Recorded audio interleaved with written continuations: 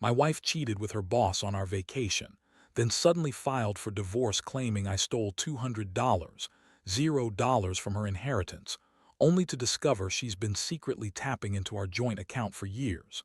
I never thought I'd be the guy sitting here, writing about how my wife cheated on me during what was supposed to be our dream vacation. Honestly, it's like a bad movie, but it happened to me. We had always been pretty solid, at least I thought so. We'd been married for 6 years and I genuinely believed we were happy. Sure, we had our arguments, but who does? Nothing prepared me for what I found out that night, and honestly, I'm still trying to process it. It started with small things. Been acting weird for months, more distant, secretive about her phone, disappearing into the bathroom for long stretches. She'd brush it off with her usual bitchy attitude, saying I was paranoid, that I was imagining things. She'd say I was insecure or that I didn't trust her, but I knew her too well. She's the type who gets defensive when she's hiding something. Still, I kept telling myself I was overthinking it. Then came the trip. We planned a week in the Bahamas for our anniversary. I thought it would be perfect, just us relaxing, reconnecting. But from the moment we arrived, things felt off. Was more snappy than usual, snapping at me over small stuff. She kept texting her boss, Mark, more than usual. I saw her phone light up late at night with messages from him. I asked her about it, and she said it was just work stuff. She said Mark was like a brother to her, but I wasn't buying it. Something about the way she'd glance at her phone, her nervousness, just didn't sit right. One night I decided to check her phone while she was in the shower. I know it's invasive, but I was desperate. I found messages. Not just work talk, explicit messages, flirtatious stuff, talk about meetings after hours, and even plans to meet up when she got back home. My stomach dropped. My wife, the woman I loved, was cheating on me with her boss. They'd been doing this for months, probably longer. The worst part, she'd been lying to my face, telling me everything was fine, that she loved me. That discovery hit me like a ton of bricks. I felt betrayed, humiliated, and furious. I didn't sleep that night. I kept replaying everything, her strange behavior, the secretive phone calls, the late-night texts. How could she do this? How could she lie to my face for so long? I felt like I didn't even know her anymore. I kept asking myself, what did I do wrong? Was I not enough? Did I miss the signs? But deep down, I knew it was her choice. She decided to cheat, to betray everything we had.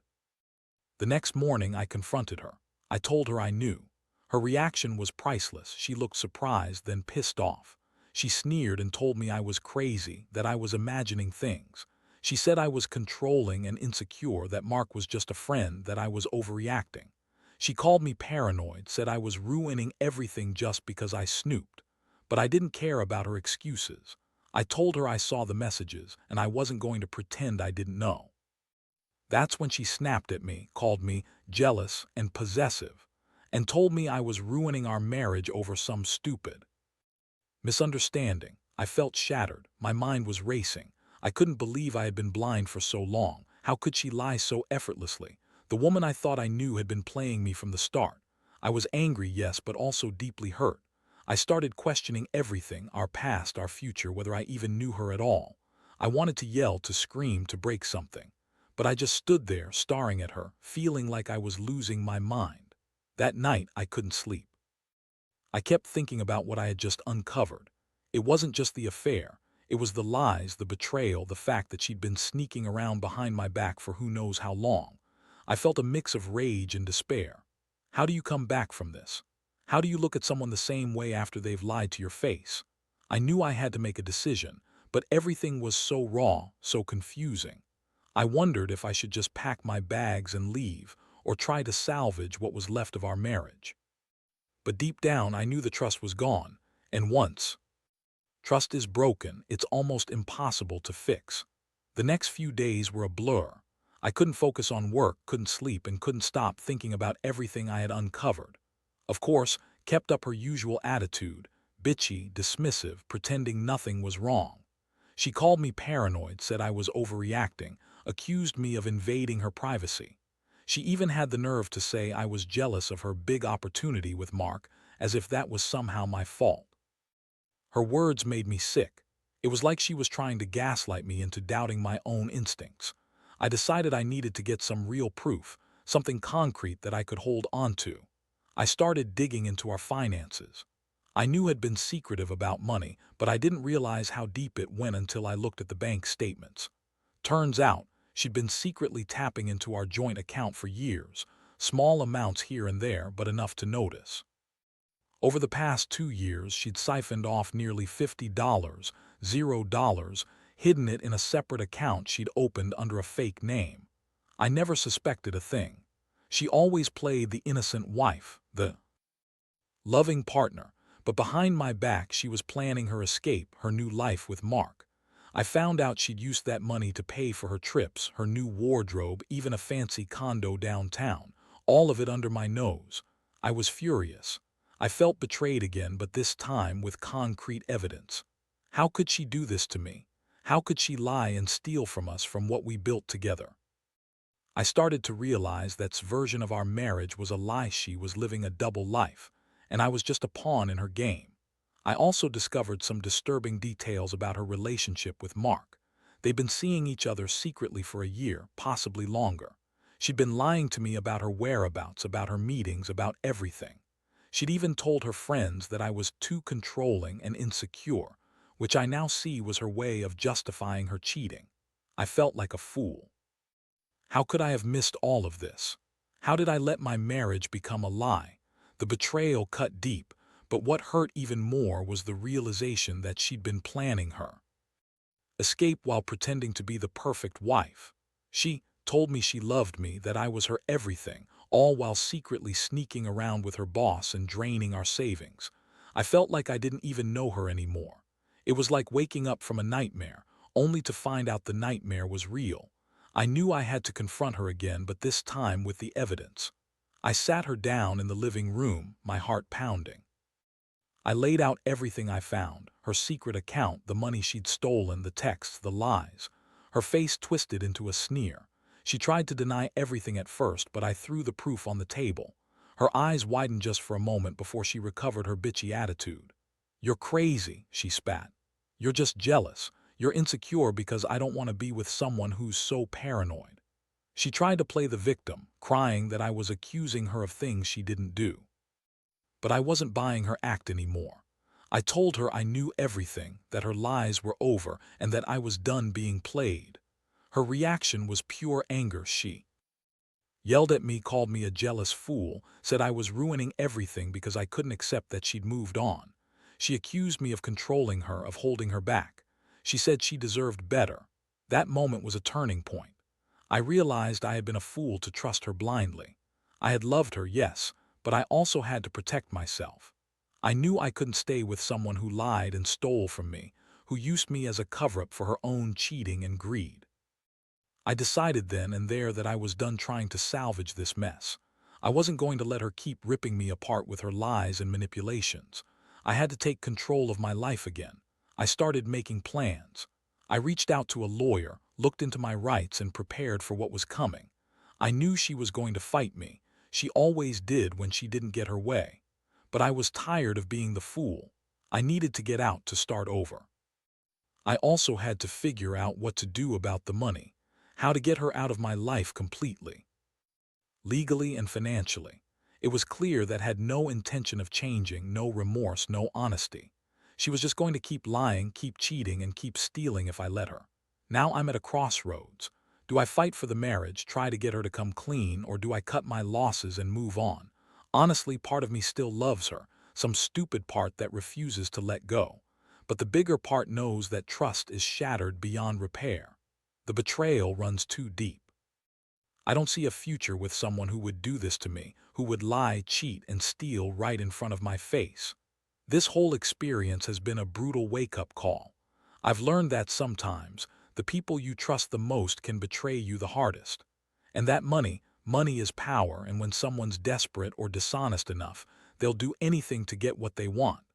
I'm not sure what's next, but I do know I won't be blind anymore. I'll rebuild my life, piece by piece, and learn to trust my instincts again. After confronting with everything I found, the atmosphere in the house was tense and suffocating. She sat there trying to maintain her usual bitchy attitude, but I saw the cracks in her facade. She was furious, but underneath that anger was fear, fear of losing her life she'd built on lies. That moment, I realized I had to act fast. I couldn't let her manipulate her way out of this one. I had the proof, and I was determined to use it. I spent the next few days gathering all the evidence I could find, screenshots of her texts, bank statements, copies of the secret account, receipts from her trips, and even some of her emails where she'd been discussing her plans with Mark. I knew I couldn't trust her to be honest anymore, so I needed everything documented. I also reached out to a divorce lawyer who told me to prepare for a fight. Wasn't going down without a fight either.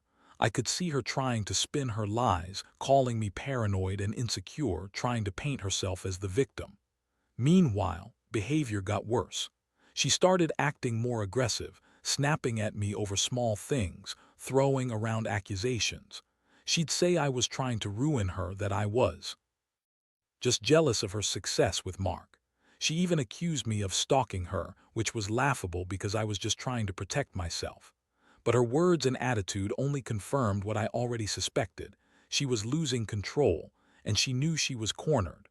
One night, I caught her sneaking her phone into her purse and hiding it when she thought I wasn't looking. That was the final straw. I grabbed her arm and demanded she give me her phone. She started yelling, calling me a controlling prick, saying I was ruining everything because I didn't trust her. I told her I didn't trust her because she'd proven herself untrustworthy. She finally handed over the phone, her eyes blazing with fury. What I saw on her phone was revealing. Texts to Mark, explicit and flirtatious, discussing their plans to meet in a hotel the following weekend. There were also messages where she was talking about how she hated her marriage and how she couldn't wait to get rid of me. That was it. I felt my stomach turn.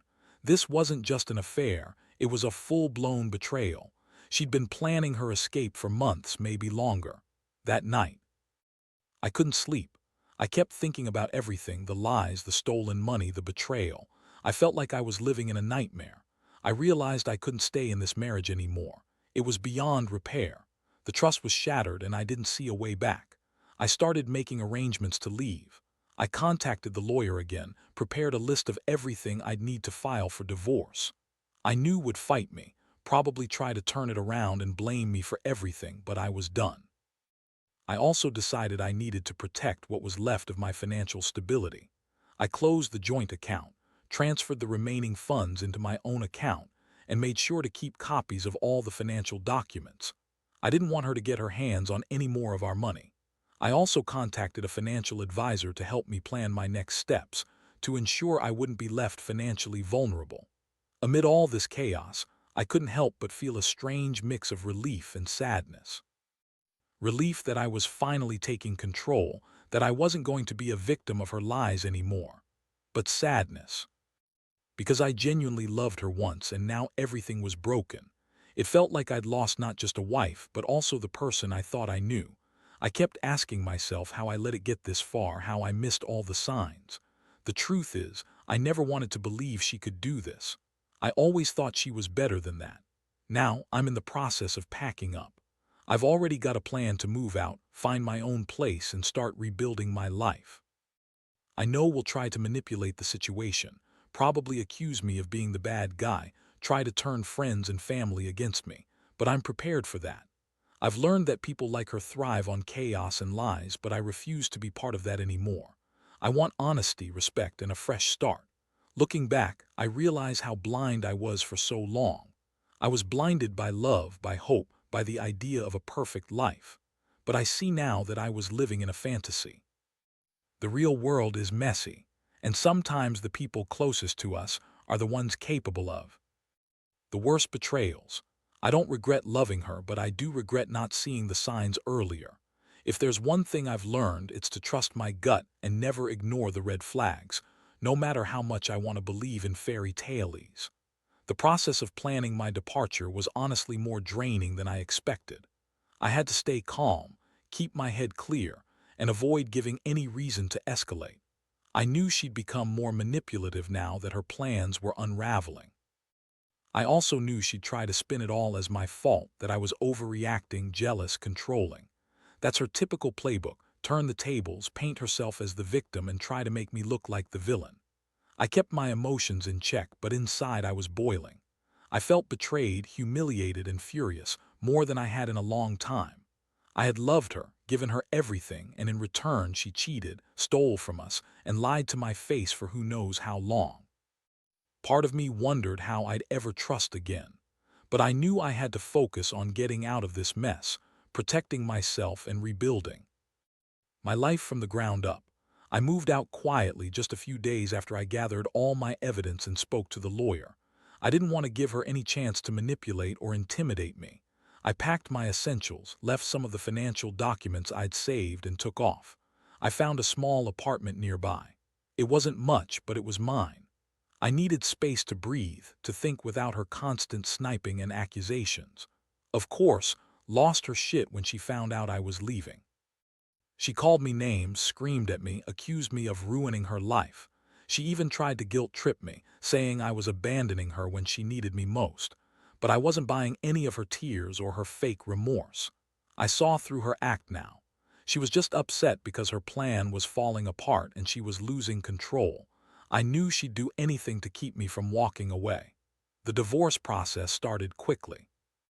My lawyer advised me to file for separation first, then move forward with the divorce. Meanwhile, was doing everything she could to delay things, calling her friends, crying to her family, trying to convince everyone I was the bad guy. It was exhausting, but I stayed firm. I had the evidence, I had my resolve, and I knew I couldn't let her manipulate me anymore. Financially, I was in a better place than I thought.